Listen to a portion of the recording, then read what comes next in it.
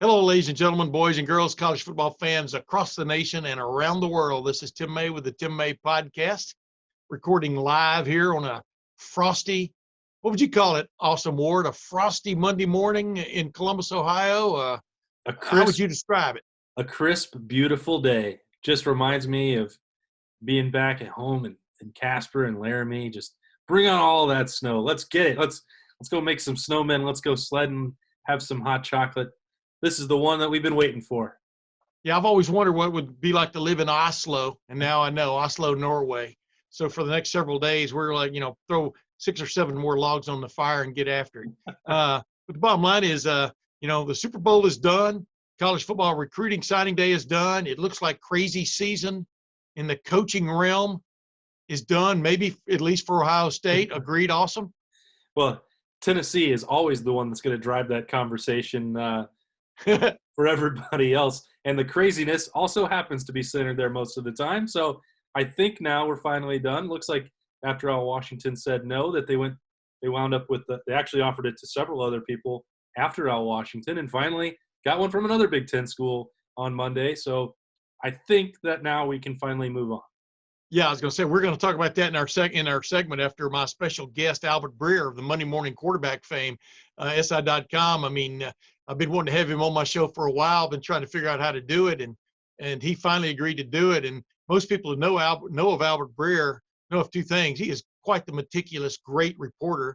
And number 2, he's an Ohio State fan. He went to Ohio State. He worked at the Lantern, and while he was at Ohio State, as he said, he even got to know the great Tim May during that time. So, it's really interesting to talk to these young guys who come along and become just step up and become big time successes in our business, man. And, and he and I talked even a little bit about how the business has changed since even he got into it as a Cub Lantern reporter, and, how some newspapers rode with it, but most of them didn't, et cetera. And we just had a great conversation, including about Urban Meyer, what kind of head coach he'll be in the NFL, where does Justin Fields fit, et cetera. But, you've interacted with Albert a couple of times, I think, and quite the interesting character, right? Sharp guy. I wonder, like, you're always so generous. And I'm on your show to pat you on the back. Like, I can't think that there's ever been a Lantern reporter who hasn't, like, had time with you and got to pick your brain about your career. Like, how many of them are there out there? They're like, man, I remember all that time with Tim May and the tips that he gave me, and stories that he told about Buster Douglas and Mike Tyson. I mean, there's got to be such a long list of guys that and girls that have gone to you. And I always thought that was really cool, how, like, holding court back when we actually got to be in the Woody before press conferences, and you'd get to be your celebrity and then go off to the side with the Lantern and give your tips. You know what's funny, though, is they bring up conversations I basically don't ever remember. I mean, but that happens with me and my wife a lot, too. But the bottom line, yeah, it is interesting, because there's all kinds of impacts you can have in life. I'm sure I've pissed off some people along the way, and who knows. But, I mean, I've always tried to be a nice guy to almost everybody, because you never know, you never know what's going to come around and help you down the road. But also, everybody needs a little bit of guidance every now and then in this profession, especially. Yeah. But as Albert and I even talked about, you never give up your sources to anybody. I mean, you tell them, though, you give them some pointers on maybe how to develop them and things like that. But you and I both know, man, sources are the wellspring of our business. Well, that's the other part. You said it. I mean, be nice to people. Like, yeah, it's pretty easy. You should do that in everything, but especially in this, if you want to have any kind of career, this is a people industry. And I know there are lots that can say that, but it's not like the sources, like, you get really good at, cutting down a tree or, being a farmer, like inanimate objects. Like, sources are human beings. So if you're going to be, if you have the choice to be a nice person or a mean person, yeah, who do you like to deal with? That's a pretty easy way to go.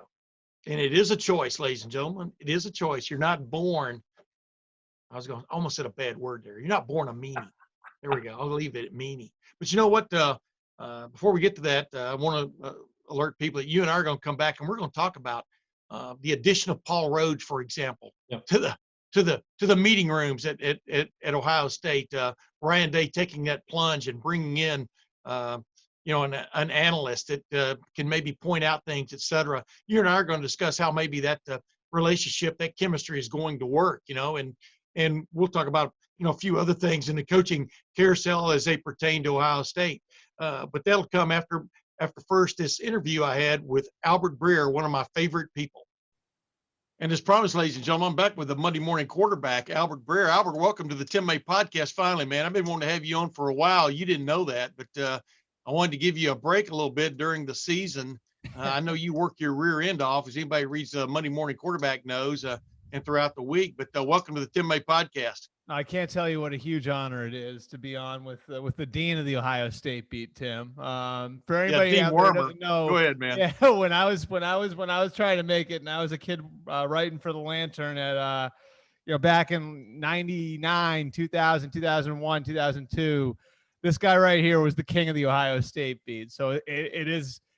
I'm being serious about this, Tim. It's an honor to be on with you.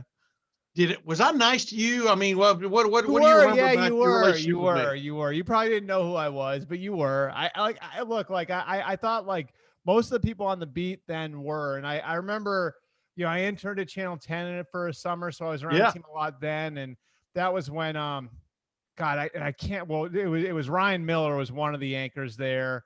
And obviously Dom was there. Dom was there. Yeah. And then Jeff Hogan was the lead sports anchor, I believe. And I think he wound up going over to news, right? Eventually. Yes.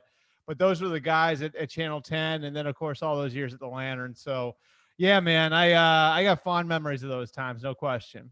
Oh yeah, man. I got fond memories of every football season, one way or the other. Like I always said, you were there in 98, 99, 2000, 2001. You and I were talking before the show started. And that's what spices up a beat. Everybody thinks Ohio State's just been kicking everybody's rear end forever, right? Now, and what spices up the beat is when there's a little dip, The problem would, like I've told everybody, if I was covering Indiana or Northwestern football, I probably wouldn't have done it more than 4 or 5 years. Because Ohio State eventually gets back to the upper realm, the elite. Hey, real quick, did it break your heart what happened in the national championship game, or did you get enough juice out of the Ohio State beating Clemson to kind of carry you through? Because you are, I think, deep in your soul, an Ohio State football fan. Yeah. It's actually the one team I still root for, and it's great for me because, I think, and you probably experienced this too, and I think anybody who gets into this business experiences this, is that it takes it out of you a little bit. Like, it's sort of, I think like, with the NFL, people look at me like I'm crazy when I tell them I don't root for anybody, but it really does become that way, where you start to kind of, look at the people as individual people, and you look at the teams as businesses, and you look at it as something you cover, and, naturally there are people that, you feel good when they do well, but it really sort of disconnects you a little bit from some of the reasons why you got into it in the first place, which,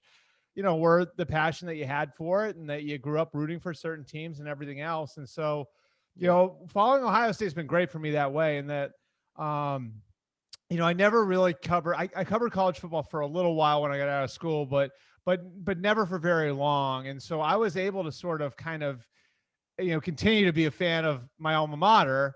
Yeah. While, everything else was sort of being ripped away from me. You know what I mean? Like rooting for any of the pro teams sort of became, it just sort of like naturally, it stopped, and so, man, I mean, I was at the national championship game. I went with some of my fraternity brothers and that was awesome. And, we had a great time with it, and it's been awesome seeing where Ryan's brought the program over the last couple of years, because he's from up here, actually. He's from the, not far from where I grew up. And, I knew him a little bit when he was coaching in the NFL and thought he did a great job there. And, so I think he's got the program in a great spot. And I would have loved to have seen us beat Alabama.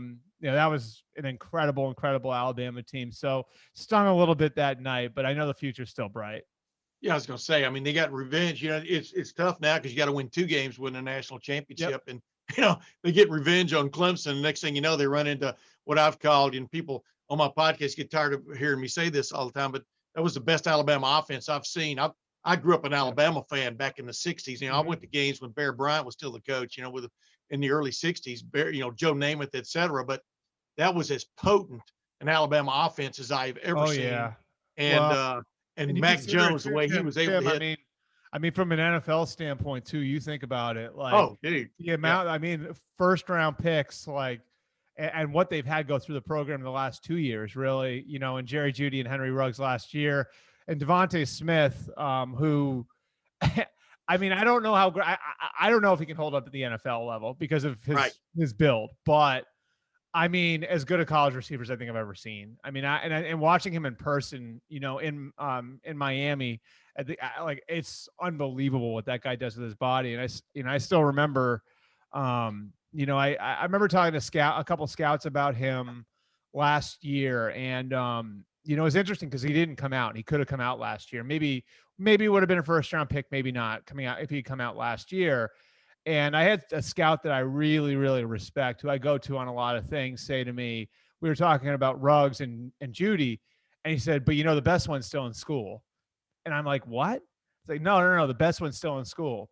And other scouts had told me like, oh, like this guy's 160 pounds soaking wet. Like, we don't know if he'll make it in the NFL. And this one college scouting director said to me, it's like, trust me, this is the best one. He's better than Jeudy. He's better than Ruggs. He's the best one. And I think, he obviously showed that. And I've gone back to the scout and I gave him props for it and everything else because he was right, but yeah, seeing the talent that's gone through that program, and what people don't even talk about is the offensive line, which, when I talk to some NFL folks about it, it's interesting. The NFL people I talk to believe that all five of the starters on that offensive line at Alabama this year will wind up being NFL starters, which is just bananas. You know what I mean? Like, wow, yeah. So like, you think about that. So we're talking about the skill guys and Najee Harris and Billingsley and Mechie and obviously Devontae Smith and Mac Jones. And then those guys have 5 starting NFL offensive linemen in front of them. It's a really incredible group. And I had high hopes going in, but those got dashed pretty quickly. I was going to say though, like I've told people, if you had to take 2 people off of Ohio State just before that game to really affect the way they were doing business at the end of the year last year, it was Tommy Togiai at defensive tackle, nose guard, and Trey Sermon, the running back. Not that they were necessarily the best players on their sides of the ball, but everything hinged a lot of what Ohio State did, and a lot of what it could have done against Alabama hinged on the basic abilities of those two guys, and yeah, it was tough, man. I mean, for Ohio State. And I wanted to ask you real quick. I mean, Tommy Togiai declared, for the draft. What's your take on it? Let's just jump into it a little bit. What's your take on him? Yeah. I mean, I think, I think the player you want to watch with him, and it's sort of interesting because I would relate him a little bit to Vita Vea, who, I don't know that he's the athlete that Vita Vea was coming out of Washington a couple of years ago, but it's really easy to pat the Buccaneers in the back for that pick now. But if you want to go back a couple of years and you hear the way that some people were talking about that pick, and you remember they took him over Derwin James, and Derwin James is a really good player, just like right away for the Chargers coming out of Florida State. And the Bucs took the Bucs took some criticism for that and saying, well, you took a guy who is an outdated defensive tackle. He's less of an athlete. He's a run stopper. Vita Vea was one of the best players and most valuable players in the Super Bowl. And so, I do think a lot of times these things work on comps. And so I think for a guy like Tommy Togiai, one of the issues over the last few years would have been, well, can you find an impact player in the NFL who looks like him? And is this an outdated defensive tackle? The big run stuffing nose, like, is what you're looking at there still have the value that it might have had 10 or 20 years ago? And then you see somebody like Vita Vea, and it's like, okay, like now you see what Tampa's able to do with him. And now maybe a team looks at it and says, with a Tommy Togiai, we can still make use of the bigger defensive tackle, and he doesn't need to be strictly a run player. He can help us in the passing game too. So Yeah. I still think he's probably a day 2 pick, round 2, round 3. But I think that somebody like Vita Vea, who was the 12th pick in the draft, definitely helps him. Yeah, I was gonna say, see, you're barking right up my tree, man. I'm an A gap. I'm an A gap stuffer, but get up field. I mean, if I'm getting a defense together, it affects the offense and the quarterback so much. If you can get any kind of like consistent pressure in the A gap, and I'm talking about a guy that you've got to deal with on every play that gives your center and your left or right guard a headache. I mean, I just think that is so it's crucial. occupying blockers too. I mean, that's what the Bucs did, and it's interesting because like if you want to talk in the passing game, I did a story with Todd Bowles today on no, excellent. I was going to ask you about it. Go ahead. On what they did, and he brought up Vita again with being able to stop the run with a 6-man box. Yes, how that helped them like deal with the Chiefs passing game. Okay, like now we can put 2 safeties back without compromising much because we can stop the run with a 6-man box. And so that helps us stop the passing game because we're able to deal with the running game with less people. So, I do think, you're onto something there with a player like Togiai. It does help you change the math to some degree, and that he can occupy multiple blockers. He can make it easier to stop the run, which can help you put another player on the field. There's different ways to play. And, I think, again, like somebody like Togiai is an interesting prospect because he does bring something unique to the table, which is, his athleticism for his size and obviously freakish strength, which it's too bad because I did hear some whispers about him. You always hear this time of year who's going to break this record or that record. Usually it's the 40, like someone's going to make a run at, I guess it would be John Ross's record in the 40 now. Yeah. Well, I'd heard some rumblings that Tommy might have had a decent shot at the bench press record. Yeah. Yeah. Well, you got short arms, they don't have to go very far. That's why I always look at it. It's, but no, you're right. I mean, it's interesting. I want to jump into that Todd Bowles thing you did on Monday Morning Quarterback. As we record this, it's Monday morning. I'm sitting in frosty Hilliard, Ohio, where it's 14 degrees. You're sitting where, Albert? Duxbury, Massachusetts, where it's probably, I can look it up. It was actually, we had wind chill under 0 on Friday and Saturday. Yeah. But it's warmed up a little bit. It's like, it's like a nice, like 33 right now, I think, something like that around there. Well, my wife's family's from that area, by the way. We got married. My wife and I got married to Martha Mary Chapel in Sudbury, Massachusetts, which is over by Longfellow's Wayside Inn. I don't know if you've ever been over there. That's my hometown, right? Yeah, exactly. I'm just messing with you. But okay. But that's where we got married. You told me that story before, and I couldn't remember. All right, good. Yeah, but I think I told you when I first met my then grandfather-in-law, he passed out. So, wow. Yeah, such is what it was. Yeah, I think he had too much lamb at the Longfellow's Wayside Inn. Yeah, but I digress. No, the bottom line is, I'm reading that Monday Morning Quarterback this week, and the Todd Bowles story. The only thing you didn't have in there was do your job, which is what Bill Belichick rants and raves at his players in certain times. But keep it simple, stupid was pretty much the approach. And number 2, I was just going, this was exactly the kind of defense I thought Ohio State was going to play against Alabama, which was don't let Devontae Smith just come off the line and make a cut, and get just wide open at the line, right? But they did come out with that 4 linebacker look for the most part. Occasionally did a decent job, but Mac Jones was able to get rid of the ball so fast to a wide open receiver, it didn't really matter. And it's funny because you read a story and it's talking about one thing, but you're applying it to something else. But yeah, Todd Bowles, what a resurrection for him and his career, et cetera, right? I mean, the last year. He's done it's actually kind of cool for me too, because I go back with him a little bit. I was covering the Cowboys for the Dallas Morning News when he was the secondary coach there, and everybody sort of knew he was going places. And I think and when I was covering the team, it was when Wade Phillips was the coach, and they still had some of the Parcells guys left over. And Todd had a secondary that had some characters in it. You had, Terrence Newman and Roy Williams and Anthony Henry. And One of the things about Todd was he always got the most out of people, and he always had this like level of, I think players really genuinely believe like this guy is going to get the most out of me, and this guy's got my back, and this guy is going to put me in a position to succeed. And in the NFL, that's the name of the game, because the goal of all of these guys is to be rich. I mean, you boil it down, it's to win, it's to put rings on your fingers. Yes, all of that. But the goal is to make money, and the goal is to get rich. And so, I think, the demeanor of a coach matters, but what really counts is, can you help me do my job at the highest level I possibly can?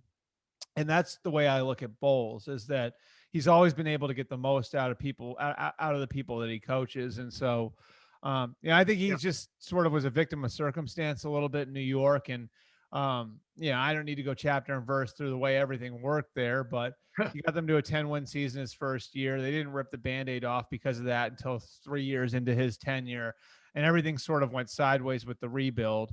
I do think he's somebody who's learned from the first time around, and I think he'd do a great job if he got another shot. A lot of times people look at retreads and say, well, well, he failed over here, but you look at some of the most successful coaches in NFL history. I mean, Mike Shanahan was fired by the Raiders. Bill Belichick was fired by the Browns.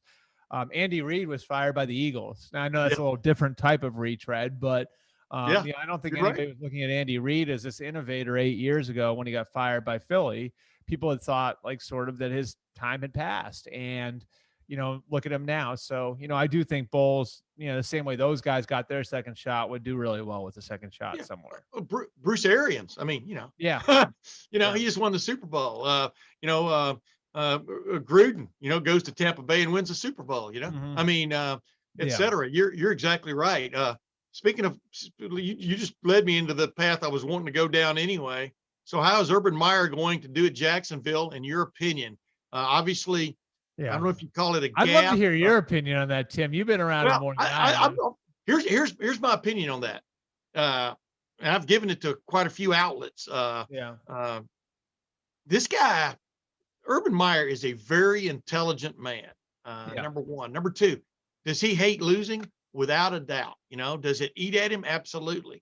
But that was in college football, Albert. You lose one game in college football, and unless you're Alabama and occasionally Ohio State or somebody, your big dream is done. You know what I mean? Right. I mean, you can't lose. And so, you hate losing when you're a college football coach above everything else. He's smart enough to know that you can lose 5 or 6 games in the NFL and still make the playoffs, number one. I think he's almost stated that to a certain extent from some of the interviews I've seen. I had him on my podcast a few times over this past year and stuff. And I wouldn't say he had mellowed, but he's always studying the game in some form or fashion.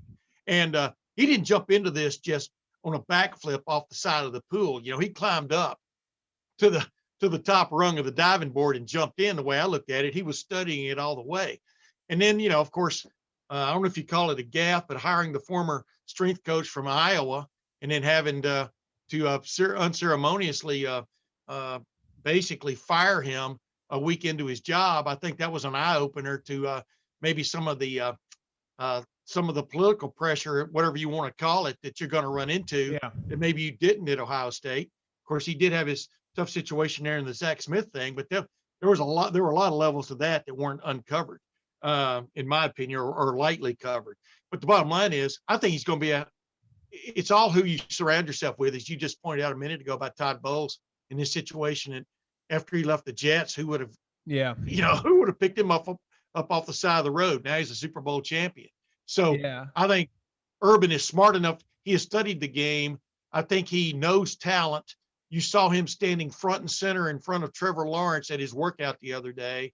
He and I were talking about Trevor Lawrence 2 or 3 months ago, 5, 7, 8 weeks ago. He really likes this guy.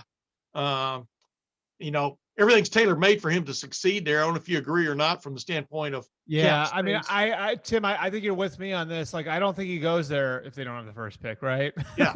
I don't either. I like, and if you look at it, like, and if you talk to, and yes, it's Jacksonville, but if you talk to guys who were in the running for these jobs, head coach or GM candidates, they all most of them viewed Jacksonville as the most attractive one. You have multiple picks in the first round, multiple picks in the second round, multiple picks in the fourth round. I mean, it's $100 million in cap space, patient ownership, a generational quarterback prospect coming out available with the first overall pick. There's so many things that are in place there where you can build it from the ground up, and you're going to have a chance to kind of mold the place in your own image and the way you see fit. And so I think in a lot of ways it is perfect for Urban. And I had some of those conversations with Urban over the last year or two also since he's been out. And I think the most interesting thing was how hard he studied the NFL. And that sort of told me, I think it was a tell that he was at least going to dip his toe in the water and take the temperature of it and see, is there somewhere that would fit for me? And yeah, I mean, I think that like a lot of what he, walked away from it with was, like how important culture was. And that's his specialty, right? Like, I think more than an X's and O's coach, he's a culture coach. And, like, I think one of the things that really kind of like came out of that for him was like, it's not the disparity in talent from one team to the other, because there are good players everywhere in the NFL. And the difference from one team to the next is much, much smaller in the NFL than it is in the SEC or in the Big Ten or in the Pac-12 or in the ACC. It's just there's a reason why each guy there is in the NFL. So I think he felt like, in a game that's won on the margins, the NFL's won on the margins, he could find a way to own the margins. And it's so interesting too, because I know this is sort of a long-winded answer, but you're talking about college to pro, sort of goes back to something I remember Chip Kelly telling me after he left the Eagles. And Chip said that he felt like the biggest difference between the NFL and college was situational football. And I was like, that's interesting. What do you mean? He says, well, he's like, in the NFL, like, whatever it was, 80% of the games are won by 7 points or less.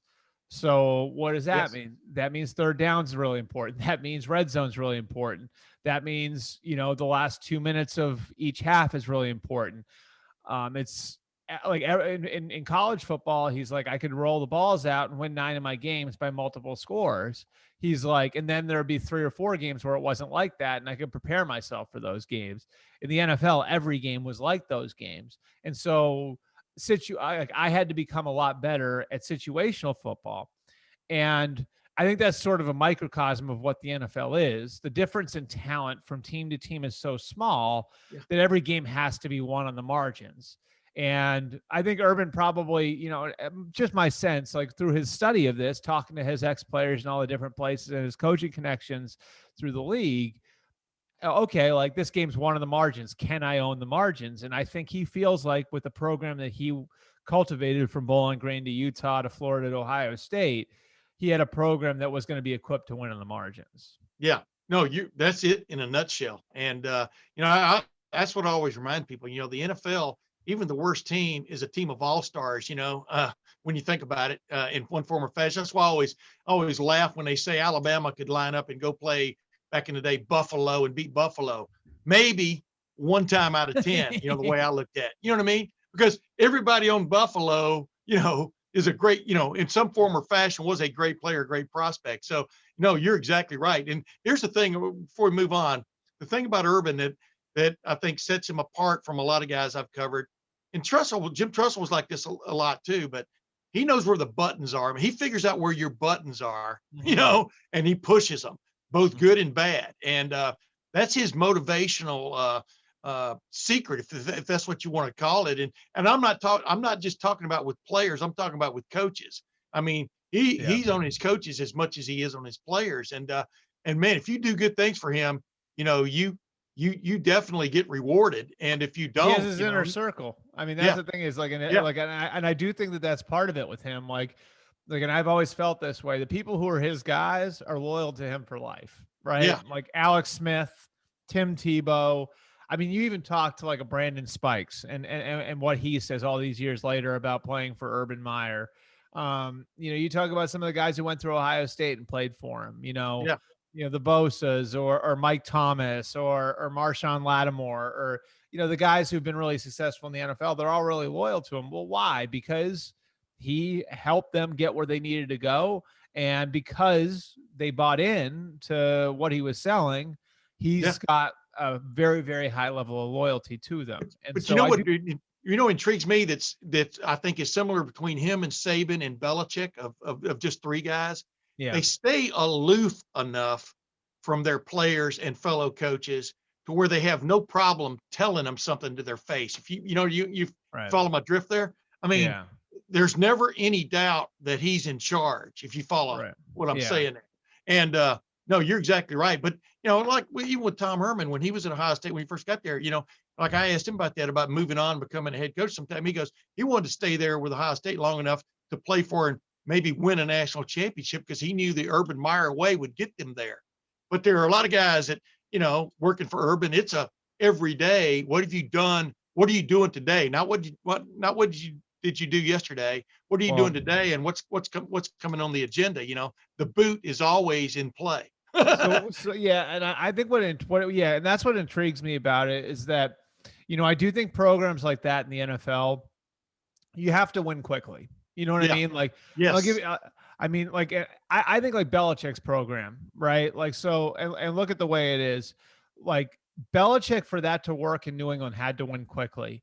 And there were some people there that felt like after that 5-11 year in 2000, like there were rumors, but there've been like, I've heard stuff since then. Like, obviously I wasn't covering the NFL at the time. I was still in college then, but, I've heard stories about how some coaches' houses were on the market. Some of the New England coaches' houses were in the market in 2001 because they felt like we might be in trouble here. They went 5-11 their first year. They started 0-2 that second year.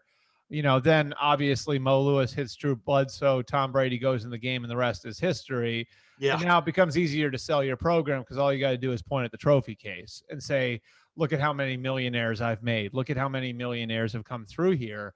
But if you don't win quickly, it can be a problem. And I think Saban ran into that too. He was 9-7 his first year in Miami, the hard place to play though. And they picked the wrong quarterback, Dante Culpepper over Drew Brees in 2006, and the wheels sort of came off. And then all of a sudden you have the grumbling. I think one of the things that made it easy for Urban to sell his program at Florida and Ohio State is that he already had credibility at that level. Like, I think to sell a tough program, and I expect he'll run a tough program, you have to have results, and so I do think that like finding a way to get results quickly is going to be important. Yeah, I think what struck Saban right in square between the eyes, though, was that he was not the ultimate decision maker, and I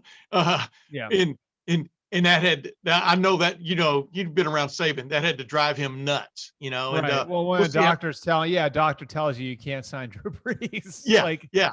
But that, I could tell you, like that's the way it works in a lot of NFL buildings. Like, this time of year, especially, like guys come, the owner like has a doc, like has hires the team doctor, and the team doctor is, in a lot of cases, these are very well respected guys, nationally renowned, like orthopedic doctors. And, a lot of times, like the owner will say to the coach, I'm paying him to look at the medicals. Like, you can't overrule him. You know what I mean? Exactly. Like this guy's here for a reason. And I think for college coaches, maybe sometimes that can be a little jarring, and seeing like, oh, this is an actual business. Like there's a full-on operation here where I can't just overrule whoever I want. Yeah. It's kind of like buying a used car, and the mechanic you take it to says, no, man, this wheel's going to fall off eventually. Yeah. I think his wheel finally may have fallen off this year, but you know what I'm talking about with Drew Brees. He had he's like buying a used Mercedes or something. But it was tough to, watching Drew in that last game, it's tough to watch in that last game. Yeah, when he turned and looked back at the stadium, though, when he was leaving, I was watching on television, and I'm just going, wow, man, that might have been his last glance. And what a career. Because you all remember, you were covering Ohio State when he beat Ohio State. No. Hey, listen, like I always tell people, I was in the Big Ten at the same time as Tom Brady and Drew Brees. Yeah. One was too slow and one was too Yeah. One was too slow and one was too short. Yeah. My freshman year, Tom Brady was the quarterback of Michigan. Drew Brees was the quarterback of Purdue. And I believe the Big Ten Offensive Player of the Year was, can you get this? Oh, wait a minute. It would have been, no, it wouldn't have been, what's his face at Wisconsin. Who was it? Joe Germain. Joe Germain. That's right. That's right. How about that? Yeah. Joe Germain was the Big Ten Offensive Player of the Year. One 20-minute span of football cost Joe Germain going down in history. I'm telling you.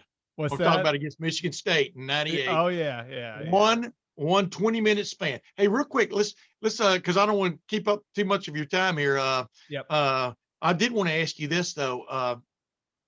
As you look at this upcoming draft, is Trevor Lawrence, in your opinion, by far the number one pick as you look at it right now, based on that workout the other day? And then people want to know from your vantage point, where does Justin Fields fall into this? Sure. So, like Trevor Lawrence is to me in a separate category. And that's not that's not an affront to anyone else. Justin Fields, Zach Wilson, Trey Lance. It's just, it is what it is. And you know, this isn't based on my evaluation. I'm not a scout. I can see what everybody else can see, but I'm not a scout. But having talked to scouts, you know, about the kid for the last 2 years, he's the next one that sort of has that generational tag. And, you know, I think that really to me, in my lifetime, which is sort of kind of like a simple time frame for me to look at it, and talking to scouts who have been doing this for a long time, like some longer than I've been alive, 4 guys are in that category. And it's John Elway, it's Peyton Manning, it's Andrew Luck, and it's Trevor Lawrence. So I think that sort of can contextualize how Trevor Lawrence is seen by the NFL community. And also, I mean, like we were talking about, a big reason why, you know, this is the right opportunity for Urban. And then I think it's sort of a race to see who can go number 2. I think that the next 3 are sort of seen in a cluster, and, you know, they all have questions. So, you know, with Zach Wilson, I think it's more like, does his game translate the way he plays? Because he plays sort of a Mahomes type of style. Yes. And is his frame big enough? Physically, can he take hits at the next level? He doesn't have the arm strength that Mahomes does, but he's got a really good arm. You know, he's accurate. He's fast. There's going to be questions about him not being a captain at BYU. And mark it down. That's going to come up a lot over the next 2 months. So there's that with Zach Wilson. With Justin Fields, is how fast does he see the field? The one thing you hear with Justin a lot is that he just needs to play more, you know, and that with experience, he'll get better. But physically with Justin, it's all there. He's accurate. He's big. He's strong. He's fast. I think he might actually, I think it actually might, I think he really could have, like, from what I've heard, and I'm sure you've heard the same stuff, he really could have burned up the 40 in Indy, which would have really helped him. So he might be a guy who's hurt a little bit by the combine not happening. Yeah. You know, and then Trey Lance, I still think that there's this perception, you know, level of play. He had the one game this year that he didn't play all that well in. He's only got 1 full year as a starter. So I think like those 3 are all seen as having like franchise quarterback tools, but they all have holes. And it sort of becomes, what are you most comfortable with? And which of these holes do you think the player can work past? Like with Zach Wilson, can he take the hits? Can he put on some weight? Can he adjust his style of play? With Justin Fields, can he learn to see it a little bit faster? When things get muddy on him, can he learn to play? Can he learn to handle those situations a little bit better?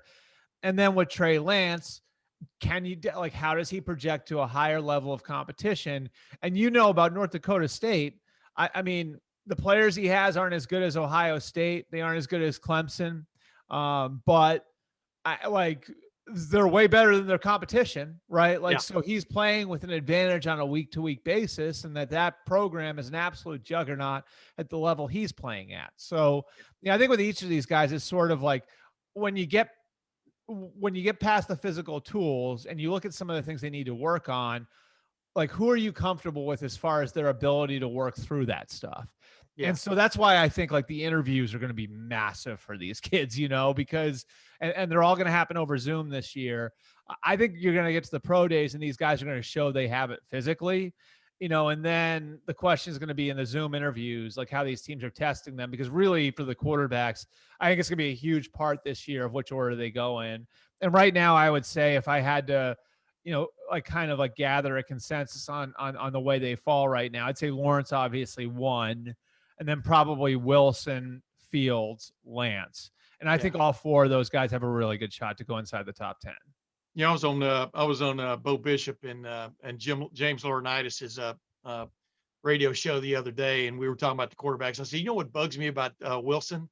We had talked about this a couple of weeks earlier, but I didn't bring it up. I said, I don't like his if I'm a nitpicker, I don't like the way he finishes his throws, meaning he throws he throws like a curveball instead of throwing that, index finger down into the ground like you're taught, the quarterback to snap it off. And the pros will nitpick on that. But when you look at Lance, you go, yeah, the guy's had a phenomenal career, yet the windows are so huge in FCS that you're throwing into.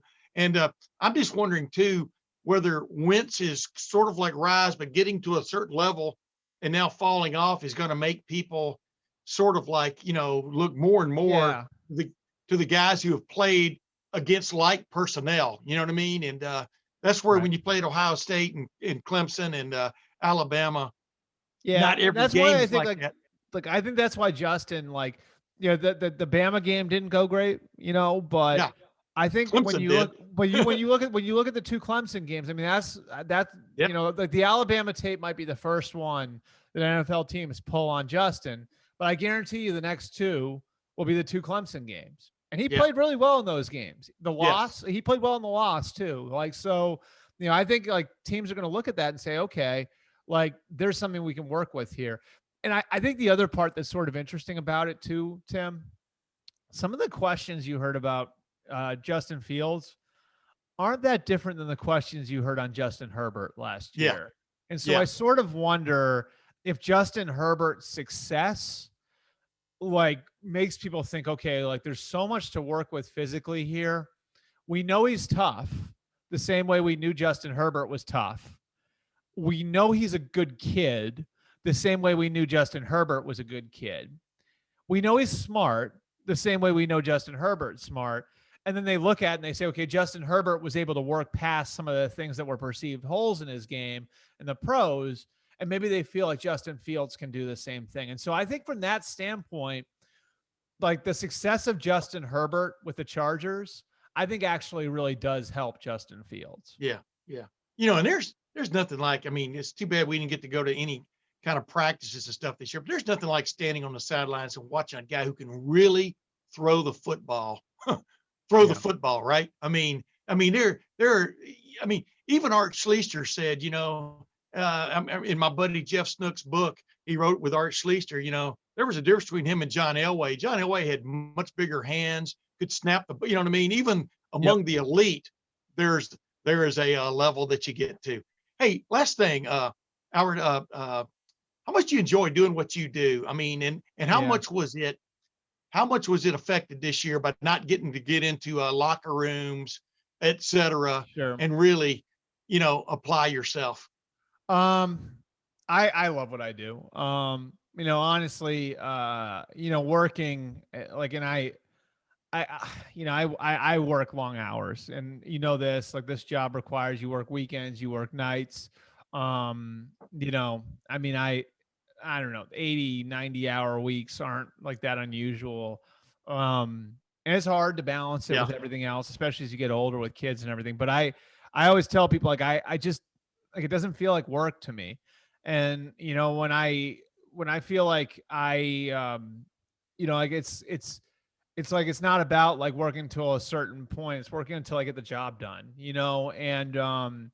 and I always, it's funny because I think about this stuff, and you have those like little, like you have like those little like kind of moments in your job, and I'm sure they happen for you. For us, it's like a big trade happens, or there's an injury you got to chase down, whatever it is, and it's like I always think to myself when that stuff happens, it's like if I was doing like a desk job somewhere, like my dad was a stockbroker, right? Like when he was younger and did that like his first, like, I don't know, 8-9 years out of college.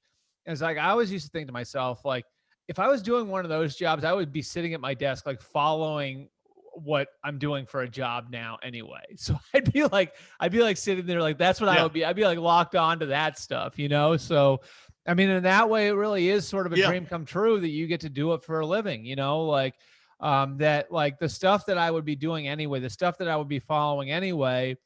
I mean, yeah, there are elements of it that are work. There's no question about that. It's a job like anything else, but I would be following this stuff anyway. And like in my free time, like I'm sitting with my kids and, my two boys are 6 and 4, and they were wearing their Justin Fields jerseys on Saturdays this fall. Like like that's what I'm doing in my free time too. Like I'm watching college football. So, I don't know. I feel really fortunate that I do what I do. And football was a sport I played growing up, and it was a sport my dad sort of handed down to me. And, the fact that like I get to cover the sport that like I would have chosen when I got into being, a sports writer, sports reporter to begin with, it's just like, I'm really, really fortunate. And the fact that like you can do it where you can provide for your family too. I mean, I'm sure you feel the same way. Yeah. I mean, that's awesome. You know what I mean? Like, that's awesome. And I think anybody who works in sports understands that, because it's, there are a lot of people who want to get into it. And so because of that, when you are younger, you have to work for less money, sometimes no money. You have to work for a lot of hours, and it's a process of elimination. Because there are so many people who want to get into it, it's very easy to find people who are willing to do that. And, like when you're 22, 23, 24 years old, again, it's just, and I went through it. I'm sure the same way you went through it. You see people just decide, screw this, I don't want to do this anymore. And it's sort of, your willingness to kind of withstand those sorts of things and make it through. And, I'm just really, I'm lucky that like I figured out what I wanted to do at a young age, and now I get to do it full time. Yeah. I felt lucky my entire career, but I never, I mean, I'm not trying to pat myself on the back. I never let myself think I've got it made or whatever. There were young whippersnappers like Albert Breer and everybody coming up, et cetera. Number one, but number two, it's like, I remember one time, one of the Ohio State coaches I won't name, but he was going, Tim, your guys, y'all got to learn, of this, that, and the other about, staying in line, or you know what I mean? Tony, I said, no, you don't understand, coach. I said, me and, reporter B from like a plain dealer or something, Cleveland plain dealer, that's just like you and the coach from Michigan. I mean, we're not on the same team, and no, it's like, I mean, that's the fun part about it for me too, is like that, like, I'm competitive, and I'm friends with a lot of people I compete with, but I think like that's sort of, it does give you that, like, where, like one of the things that like I remember, like when and I think like a lot of us, like I at one point was like, kicking around the idea, do I want to coach? Do I want to try to be a GM? And this is when you're younger and you're sort of thinking of what you want to do. Yeah. And like, I think one of the things that appealed about that to me was the idea that you get to go through wins and losses, right? Like, and that you get to feel the highs and the lows. And I always loved that about sports, right? Like there's always a scoreboard in the end. And, I just loved competing. And I feel like this job is the same thing. You're competing with so many different people. And, every Monday, like I just tell you, every Monday for me, the same way, like when I was younger, and young journalists don't have this anymore, but you remember the feeling of like looking at the other paper, right, Tim? Like, and like, so you're sort of like, there's that second when you're opening it up where you're scared to death about what the other person has. And, but I have that now on Monday mornings with Peter, and I love Peter, and he's been great. He's been a mentor to me, but I compete my ass off with Peter, and Peter does the same with me, and and it's made me so much better. You know what I mean? Like, so there's absolutely that. I mean, you can see me light up when we get to this part of the conversation, right? But like, I just like, I love competition, and the idea that I get to compete on like a day-to-day, week-to-week basis with so many other people that are really good at this is a great part of the job, no question. Yeah. By the way, real quick before I go, when I first started covering Ohio State football, we were the afternoon paper, and there was the morning paper, the Citizen Journal, and that really sucked, because you spend all night, And next day you get up and it either was or wasn't in their paper, but was in mine, you know what I mean, so to speak. But I mean, we probably sound so old right now, Tim, talking about the paper, but I can still remember because when I was covering the Patriots in 05 and 06, so I was writing for like a suburban daily called the Metro West Daily News, which place was awesome for me. But we were owned by the Boston Herald, so a lot of times my stuff would be in the Herald. And so, back then the internet was around, right? But we would hold like they would hold stuff for the paper still at that point, right? Oh yeah, we did the same thing. Yeah, and it was probably a huge mistake, and part of the reason why newspapers have had so many problems because they did stuff like that, right? But they would still hold stuff for the paper. And I can still remember, I was living in the North End in Boston, and I can still remember going to like the convenience store down the street, and you pick up the papers, and there's the Globe, the Herald, the Providence Journal, and I remember like that feeling of your heart dropping when there was something in the other paper that you didn't have, and then that feeling of exhilaration when you knew you had something, and then you open up the other papers and it wasn't in there.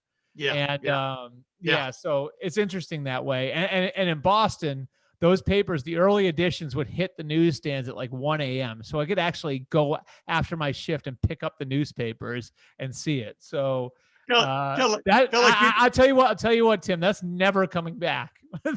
No, that's not coming. No. Now you just click on Twitter and see if somebody's just tweeted your scoop. You know what I mean? But you're right. That was kind of like after a Broadway show, going down and getting reading your review. You know what I mean? I mean, it's kind of like every day you got a report card, so to speak. But it was but you know what? Like it was great because I honestly think like stuff like, and we're going way afield now, but I honestly think stuff like that makes everybody better. You know what I mean? Yeah. It's tough. It's tough. Like, cause you're going to take some losses, but it's just, everybody's better in an environment like that. I firmly believe I adopted a philosophy though a long time ago that when people would have like a scoop that I knew was not correct, you know what I mean? Mm-hmm. And you got to be really disciplined this now in Twitter, the Twitterverse. I just wouldn't even respond to it one way or the other because I never saw it as my job to prove or disprove. Oh, that was the thing. Else's. Yeah. Yes. So the interesting thing about that to me was like So I worked for both the Herald and the Globe, and then I worked for the Dallas Morning News, and when I was covering the Cowboys. And so for the Globe, it was interesting because the Herald was sort of the scrappy underdog, right? And so when I was there, they would like want you to call the Globe out, right? So if they had something wrong, it would be contrary to the report in the Globe, and they told me to do that. And like I remember there were times where I was like, oh God. And I wound up pissing some people off, but I was sort of just following marching orders on some of that stuff. Yeah. And it wasn't just the Globe. It was like, if there's some other report that you're contradicting, say it. And then when I worked at the Globe in the morning news, there was this, I guess, attitude. It's not news unless we report it. You know what I mean? Like, so if it didn't show up in our pages, like we weren't going to even acknowledge it, right? Like, and I thought that was like always an interesting kind of difference between the number one paper in a town and then the number two paper in the town, is that like, it's like you said, like, and I sort of like that because then I wouldn't have to like denigrate somebody for getting something wrong. You just basically act as if it never happened, and I sort of felt like, like, despite there being some arrogance involved there too, probably, like, I sort of like the idea that it was like, it's like confirming stuff, right? Like a lot of people in our business, like it's like, well, I'm going to confirm it to get my name on it. That's not why you're confirming it.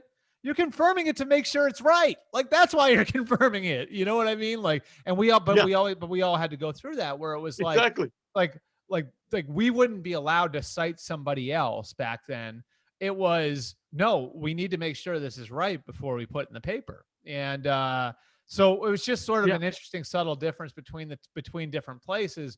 But I mean, I'm with you. Like when I was at the Globe, when I was at the Morning News, it was, if somebody has something wrong and we haven't had anything on it, leave it alone. And if, it was just sort of like, if we haven't confirmed it for ourselves, like if we haven't seen it with our own two eyes, Right. then, then it doesn't rise to the level that it doesn't rise to the level where we're going to put it in the paper.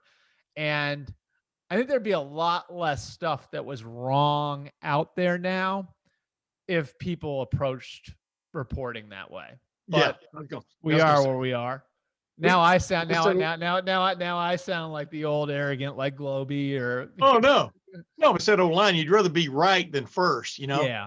But you want to be first, but you'd rather be right. But it's all credibility. That's exactly. The thing to me. Exactly. It's like people are only going to keep coming back to me if they think that like what they're reading is, if there's truth in what what they're reading. And I'm not only accountable to my readers, I'm accountable to the people in the league too. I need them to keep talking to me. And the only way they keep talking to me, like, and again, like, this as well as I do, like 90% of my job is building and maintaining relationships. If they don't talk to me anymore, then I'm screwed. Then what I do, then my value is gone. And so, I need to be able to build and maintain those relationships. And if I can build and maintain those relationships, I can be good at my job.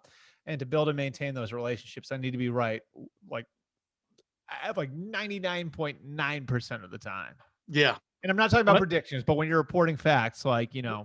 Well, that's my favorite line is that, when somebody says they're citing a source about something, my problem is I have no idea who their source is. You know what I mean? So why would I rely on somebody? I know who all my sources are. And, you'll be working on a story just like somebody else. They may break it ahead of you, but, until you get it from somebody you definitely trust, you're not going to write it. So, what I mean? It's just one of those kind of things. Real quick, when you were Dallas, you worked with one of my best friends, Rich Dalrymple, the PR guy for the Cowboys. He helped me build my patio in Upper Arlington way back when, our starter home, my wife and I. And, he got his start at Otterbein College. Really? Wow. He's been with Jerry Jones now for 30 something years, man. That deserves a award unto itself, doesn't it? Yeah. Rich has been there forever. I mean, Rich is sort of a legend in the PR world. It's, and he's seen a lot of things now too. I mean, if he ever wanted to write the tell-all book, I think he'd have some pretty good stories. I keep telling him that, keep taking notes, man. He goes, no. But hey, Albert, I got to go, man. But man, I really appreciate you coming on the Tim May podcast, brother. You got it, Tim. I always, like I said, and I mean this seriously. It's an honor to be on with you. What was it? Some like 20 years after I was the snot-nosed kid there on the Ohio State beat. So I'm happy to come on whenever you want me. Dude, you've always been nice to me. If you're nice to me, I'm nice to you. That's my mantra in life. And by the way, you read that last part exactly the way I wrote it. I appreciate that. I always stick to the script. Have a good day, Albert. Appreciate it, man. All right. Thanks, Tim. And I want to really thank Albert Breer for coming on the Tim May podcast. He and I have talked off and on for years. And like we talked about before, you and I talked about before we went to the interview there, he remembers being at the Lantern, working with guys like me and, people giving you pointers in life that can be invaluable. But then you got to go out and really, you got to do the work yourself, man. You got to develop, that work ethic. And I think you're either born with a work ethic or you're not. There are a lot of guys we've seen come and go in this business, right, Austin, who just weren't really ready for it's not 9 to 5. It's about 7 a.m. to 11 p.m. most days, when you've got to be ready to jump at a moment's notice. And some people are cut out for that, and most people aren't. Well, I mean, I just think back to the start of my career, and it's not the same for everybody anymore, but, going into work desk shifts and take phone calls from, high school games and lay out the paper itself, pagination. Yep. When I got the Wyoming football beat, that was, 6 months, not 365 days a year like Ohio State football, but I covered Wyoming football when that season was over, when spring ball was over. I mean, I'm covering high schools and soccer games, and then when you're working those desk shifts, you're waiting till the last games are done on the West Coast to put the paper to bed. So even reporting, like what you're saying, your phone is always on, especially now that we have these in our pocket. 24 hours a day, 7 days a week, 365 days a year. But if you don't really love the work and along with sports, you got to love them both equally, in my opinion, to be good at it. You're not going to last very long. And you see the ones who, like Albert, that make the most of it, that put everything they have into it. It's the only way, Yeah. And I know what I said earlier on in the show, like that can be true for all professions, but this is the one I know. And that's definitely true of this one. Yeah, and quality shows, man. That's why he has such a great following. Quality shows the work he puts into it and the the talent he has for that job, knowing people all across the country and scooping left and right, et cetera. It's pretty interesting the way he's gone about it and taking over for Peter King, and like he and I talked about in that podcast, Peter King used to be sort of a compadre, but now Peter King is in essence a competitor, so you have to put them on a different burner on the stove. But it's funny because I also premised or prefaced with the fact that you and I were going to get into the coaching carousel situation after my conversation with Albert, and it's really interesting bringing on Paul Rhoads in the capacity that Ryan Day has, which I don't know if that's a first really for Ryan Day, but this is a guy who's a former head coach. I'm talking about in Paul Rhoads, who has got pretty good reputation, especially from defensive football, but football in general. And now you're kind of throwing him in to the mix, with this group of coaches. And just how do you think that's going to go, Austin? Yeah, somebody asked me that the other day, Tim, like was this the first analyst? I mean, no, not really. Because no, not really. Yeah, the quality control people count as that. They never call them that. And I think officially that's what Paul Rhoads will be as well. And so, these have been around, but this is a different path where Alabama is the one that's brought so much of this to prominence with really hiring an army of behind-the-scenes assistants, but also guys with really high profiles, a Butch Jones, Bill O'Brien, Bill O'Brien's a full-time. Butch Jones, I guess, would be the most popular example, but Charlie Strong did that for Alabama as well. Yeah. Where they Sarkisian did it. Yeah. Oh, you're talking about on defense. Yeah, go ahead. Yeah. So, I was trying to think of just like some of the really high profile, like former head coaches doing this role.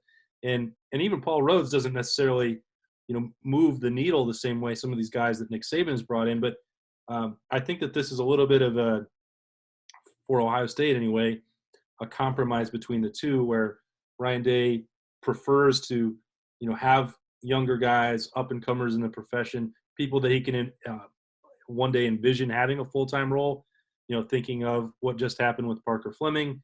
Corey Dennis did that a year ago. His situation would not be the exact same, but, Keenan Bailey, that new coach down there in Jacksonville tried to hire him in the last few weeks, and Keenan Bailey elected to stay. Not a lot of people are doing that. So the loyalty thing goes both ways, but that's the way that Ohio State had been trying to build their staff. This is a unique way that they could try and fulfill that. When we talked about Greg Madison, the veteran presence, the helping the other coaches, because he's not going to be working directly with players. He can't be out there on the practice field leading drills. This is more about a move for the coaches. And I think that it's interesting because, anymore you have to have it. Like if Clemson and Alabama have it, you have to have it. Yeah, I'm just interested from a chemistry standpoint. Obviously, Greg, it's almost like you're replacing Greg Madison, this, what do you want to call him? August coach. I mean, maybe more of an October-esque coach, but you're replacing him and all the wisdom and experience he brought to the table, along with coaching. You're replacing him now, kind of like twofold. You're getting Paul Rhoads, who's been around the country, and obviously was a head coach at Iowa State, and actually did a pretty good job there, in my opinion. Iowa State's a tough road to hoe. That's where Tom Herman was working for Paul Rhoads when Urban Meyer hired him as his offensive coordinator. But this is a guy that's been around a lot of programs, and so he kind of replaces maybe that experience factor to a certain extent that Greg Madison brought to bear in the defensive meetings, and yet you're still bringing up that young, the young guy. You're bringing up the young guy and bringing him along. I'm just wondering how dynamic's going to work in the meeting rooms. Is Paul is he going to be sitting in the corner going, "Yeah, you're right, Kerry. LJ or Coach Johnson, wherever he's going to call Coach Johnson. Yeah, that's good, or is he going to be going, I don't know about that. I don't know if I would do it that way. You know what I mean? You just kind of wonder how that kind of all works and how much Ryan Day is going to keep an eye on that.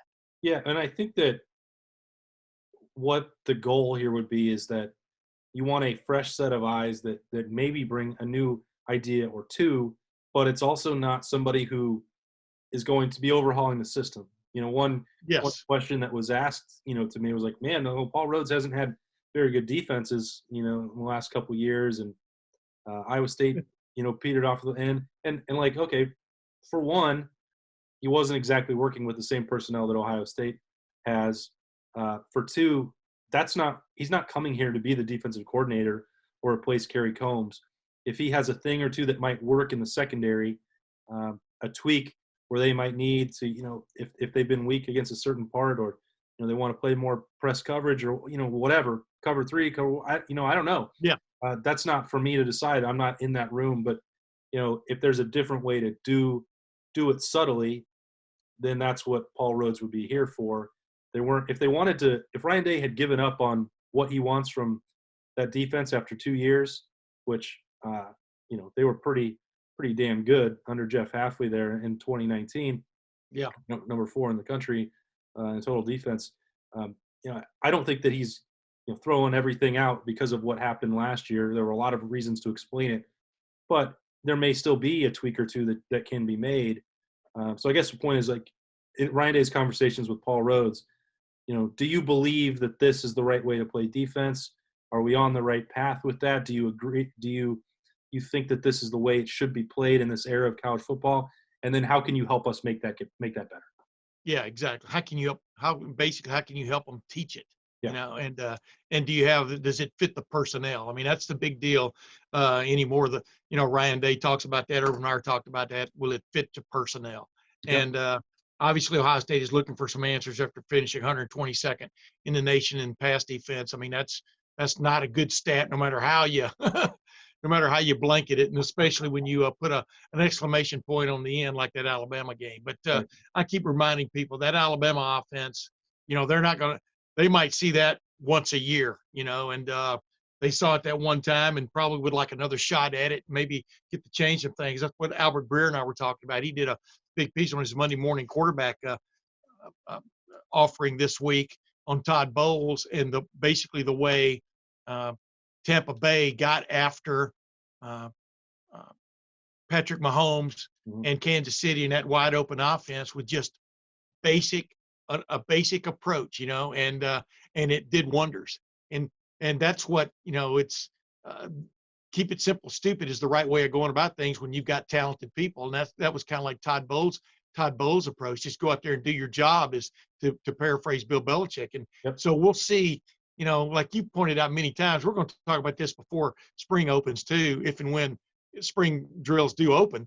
But we're going to talk about a little bit more about the secondary, but just, the attrition they dealt with last year from the secondary standpoint, not just on people who got kicked off the team, people who left early, and then but also people who got injured and weren't available at the end of the year. I mean, they were really robbing Peter to pay Paul. So there are a lot of reasons why the secondary had problems at the end of the year, right?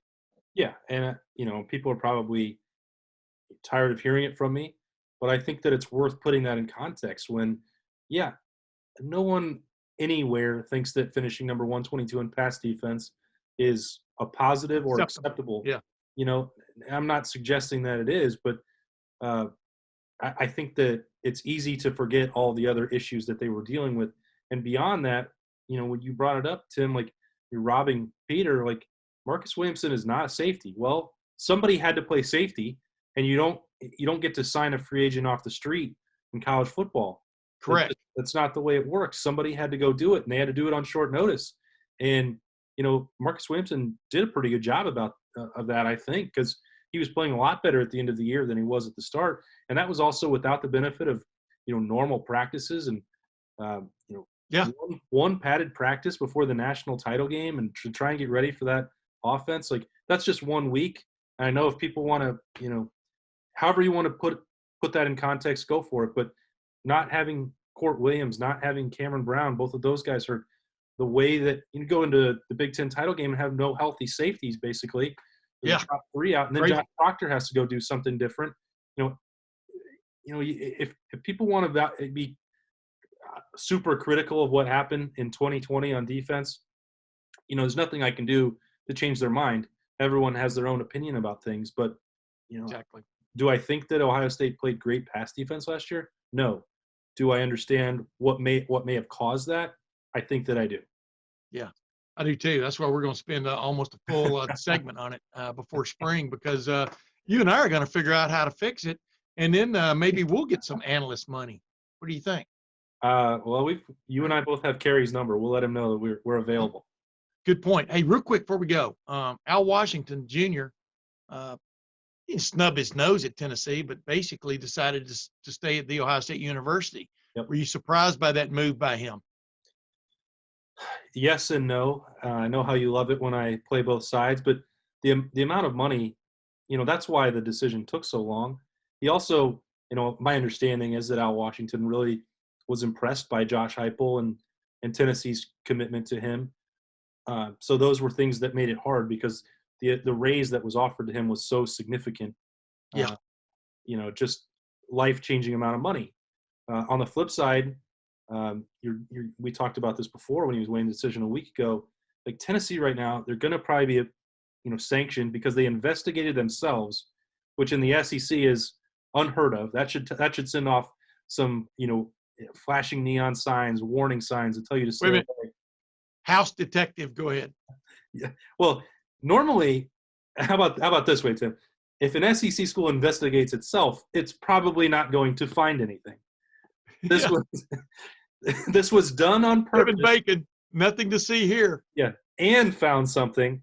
So that information is now freely available to the NCAA. They said we had to fire our coach because of this to save themselves some money. Okay, the NCAA, that's about the only way they can win a case anymore, is if you make it for them. So that's going to happen. This has been going on with uncertainty for their administration dating back to when I worked there, which has been a long time now. But I was going to say, man.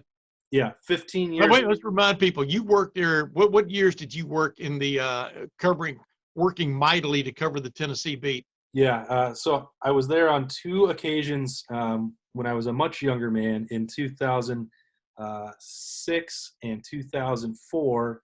Then I was there full-time as the Tennessee beat reporter for the Knoxville News-Sentinel from 2009 to 2011. So Lane Kiffin's year, so the first year post-Fulmer, where everything was truly getting insane because you had so many people, which then this continued for the next 12 years. Fulmer trying to fight to get his power back, people that were living in 1998 trying to restore him to power, Lane Kiffin exacerbating things by leaving in the middle of the night after 1 year to go to USC, and leaving some wreckage and smoldering couches in the street outside the practice facility. Rushing into a 3-day hire of Derek Dooley. I think it's like, 4 athletic directors, 6 coaches. It's been an absolute – it's not going to stop just because of Danny White and Josh Heupel. In fact, to get way off track, I think Central Florida would have made this trade for Malzahn and any other AD maybe. I think they came out way ahead of Tennessee. But anyway, the point is that's also all that craziness has to be considered by Al Washington as well. Ohio State is as solid a place as can be. It's his hometown. He's still one of the highest paid assistant coaches in the country. He recruited all these linebackers that are here. Tennessee's got like 30 players in the portal. I don't even know how they're going to field a team next year. So, all this is part of it. And I think it was still hard just because the money was so significant. Yeah, agreed. I'm just, you got me way off. Usually, but I want to give people some context. I mean, you know what you're talking about when it comes to the wacky world of Tennessee volunteer football anymore. 1998. I mean, they basically, I don't think they even interviewed T. Martin, if I'm not mistaken, right? I mean, for this job. That's interesting. I mean, they're really going all. It's kind of like hiring Derek Dooley all over again, a little bit, except Josh Heupel does have some cred, but like you said, he may have been getting out of town ahead of the posse also. So, and Gus Malzahn, wow, it's just the carousel never ends, right? Well, and Gus Malzahn is a much better fit for Tennessee, to be honest. I mean, he's obviously going to score a ton of points with UCF, but somebody with SEC experience, somebody who's been talked about, was he playing up to his potential at Auburn at the end? Maybe, maybe not. I mean, it's hard to beat Nick Saban and have to deal with him 365 days a year in that rivalry and in that league. And also sometimes you just benefit from going somewhere else and trying something new after a while. We've seen that, with Urban Meyer or the end of the Jim Tressel era. Sometimes a change does everybody good. Sure.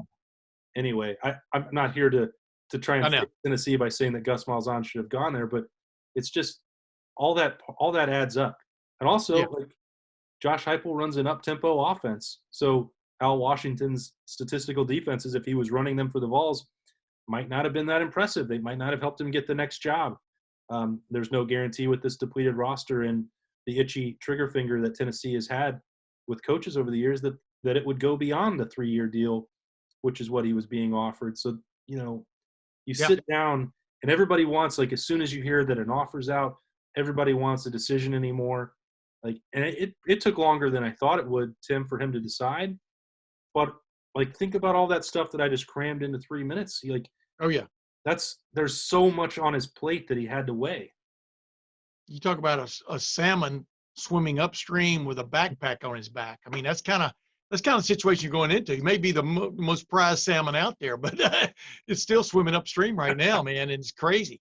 So real quick, not an yes or no, but give me succinct before we get out of here. Do you think Ryan Day comes out ahead in this whole deal now? I mean, what is your sense of the staff that he has right now? Yeah. It looks like he feels extremely happy with the way things have worked out. Yeah, I think that that decision was pretty significant for Ohio State. And I say this where every linebackers coach in the country would have taken a number to get that job. They could have hired somebody else. They could have moved forward. There's no reason that Al Washington would make or break the program from a position coach standpoint. But he's the guy that they want to do it. They believe in him. Ryan Day's known him a long time. They prize that continuity. I mean, that's why Parker Fleming was promoted. That really did help determine everything, that Al can handle the linebackers, that he's recruited at a high level, and that he knows the personnel. So Ryan Day did need that to happen. And the rest, I think he's got what he wanted. And we talked about the Fleming thing before. Like, this is the staff he wants. He doesn't have to go into the middle of February and look for somebody else. This was a good deal for Ryan Day. And I'll tell you what, him hiring C.J. Barnett to replace Ryan Stamper in that role, that's a win, man. I mean, I'm going to be disappointed if that's not a win. Ryan Stamper, you and I both know he's one of the great individuals we've ever known, but so is C.J. Barnett. And coming from the Columbus Police Force to now join, and then basically in essence, he runs, that guy runs the Real Life Wednesday programs. He runs all these things behind the scenes. We all know Ryan Stamper being famous for those post-practice black stripes being pulled off things and all that stuff. But C.J. Barnett, man, he is quite the competent fellow to put into that spot. That was, to me, was a real win. I would bet that if you asked Ryan Stamper when he was on the way out of the Woody exit interview, who should replace you, C.J. Barnett would have had to have been one of the first 2 or 3, if not the first name that he mentioned. Now, CJ has never been – like some of the stuff that Stamp is so good at that you talked about, the way that people recognize him, the black stripe, that really helped shine a light on – brought him, into the spotlight. That's not necessarily CJ Barnett's strength. He may need to work on that. But Ryan Stamper was never doing it in the first place to, like, make a name for himself or get the attention. Just kind of became the tradition.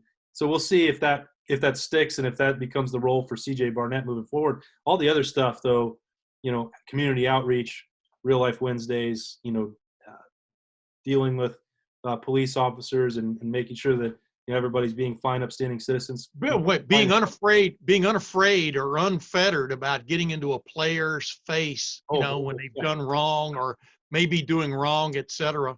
Go ahead, though. I wanted to throw that in there, too. That's as important a piece of that job as anything else. Well, that's the other part of it. You're not going to go like BS Ryan Stamper. And that's not going to work. And That's now the way I put it. TJ Barnett and become, the stuff that he did.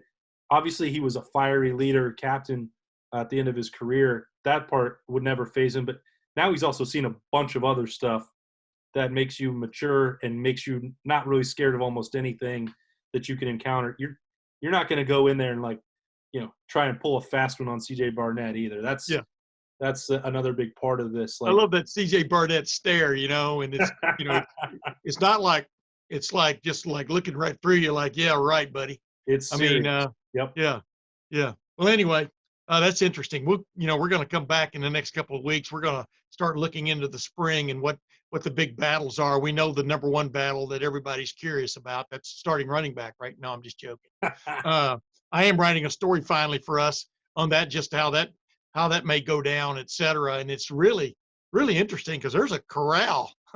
There's a corral of wannabes there, man, who want to come out of that gate as fast as possible this spring, if in fact they get to have a spring. And that's what's going to make it as interesting as anything else. But yeah, we're going to talk about the quarterback situation. We're going to talk about what they're going to do in the middle of that offensive line with the people they've got to replace from where they're going to end up, et cetera. And it promises to be an interesting spring without a doubt, right?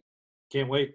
Hope we get I know we won't really get to see any of it, but just to talk about it and maybe get some feedback. I'm as ready for it as ever. Let's get back to some normal-ish football. Well, sometimes, nobody was riding with Lindbergh when he flew across the Atlantic. You had to take his word for all the things he went through, but it's still interesting and compelling. So that's what this spring is going to be kind of like for Ohio State, man. They're big shoes to fill on both sides of the ball. But you know what? Until next week, this is Tim May with the Tim May Podcast. As usual, I want to thank my buddy Awesome, you know him as Austin Ward, coming on. And, of course, my good friend Albert Breer from the Monday Morning Quarterback fame. Keep reading his stuff, man. He always is in depth, and his analysis of the Tampa Bay defense and how they got after Patrick Mahomes in Kansas City is worth the read. But until next week, this is Tim May with the Tim May Podcast. We'll see you then.